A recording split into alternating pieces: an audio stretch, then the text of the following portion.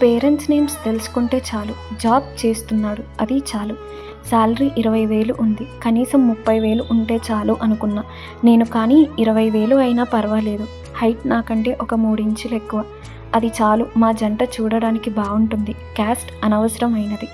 ఊరు పేరు అంటారా, ఎక్కడికైనా తను వెనక నేను వెళ్ళాల్సిందే అంటూ అనుకుంటుండగానే ఆ పెద్దాయన, పెళ్ళయ్యాక అమ్మాయి కూడా అబ్బాయి వెంట హైదరాబాద్ వెళ్ళాల్సిందే, అబ్బాయి ఉద్యోగం అక్కడే కదా అన్నారు.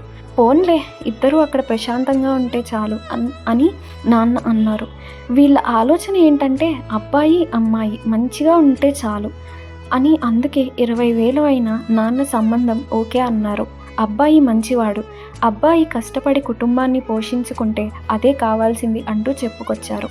అసలైతే అబ్బాయి మంచిగా ఉన్నాడు, అందరికీ నచ్చాడు. అందుకే ఈ మాటలన్నీ అని నాకు అర్థమైంది. నన్నులా అర్థం చేసుకుంటే చాలు, ఇద్దరం సంతోషంగా ఉండొచ్చు అని నేను ఆశిస్తూ ఈ విధంగా ఫస్ట్ రౌండ్ పెళ్లి చూపులు పూర్తయ్యాయి. ఆ పెద్దాయన, మరి నేను వెళ్ళాక అమ్మాయితో మాట్లాడి ఏ విషయం అని చెప్పండి అని చెప్తుంటే, కిషోర్ మామయ్య, మా పిల్లలు ఇష్టాలు ఏం ఉండవు, పెద్దలు మాటకి వాళ్ళు ఎదురు చెప్పరు అని సమాధానమిస్తూ, మీరు పెళ్ళికొడుకు వాళ్ళ కుటుంబంతో మాట్లాడి ఏ విషయం అయ్యింది మాకు తెలియచేయండి అని చెప్పి సాగనంపారు. మొత్తానికి పెళ్ళికొడుకు వాళ్ళు స్వేచ్ఛకి ఓకే చెప్తారా?